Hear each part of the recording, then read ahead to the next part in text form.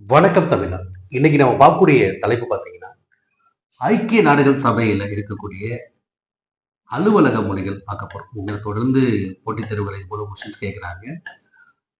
ஐநாவுடைய அலுவலக மொழிகள் எத்தனை அப்படின்னு கேட்குறாங்க. மொத்தம் எத்தனை மொழிகள் இருக்கு அப்படின்னா, அலுவலக மொழிகள் மொத்தம் 6 இருக்கு. ஐக்கிய நாடுகள் அவையுடைய அலுவலக மொழிகள் official languages of United Nations organization மொத்தம் அலுவலக மொழிகள் 6 இருக்கு.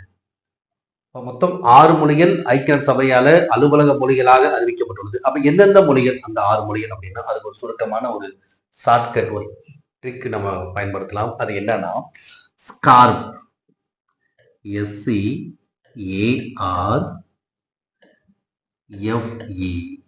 என்னது ஸ்கார்ப் வந்து கழுத்தில் அணியக்கூடிய அந்த ஒரு துண்டு போல இருக்கிற ஸ்கார்ப். அப்ப ஐக்கிய நாடுகள் அவையினுடைய அந்த அலுவலக மொழிகள் மொத்த எண்ணிக்கை 6. அதுக்கான சுருக்கமான அந்த ஷார்ட்கட் என்னது ஸ்கார்ப். ஓகேங்களா?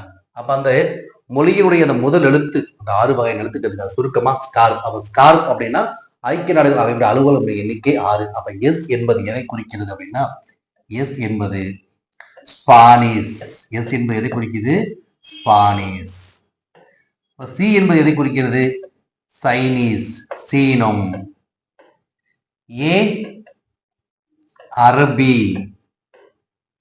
R Russian, F French,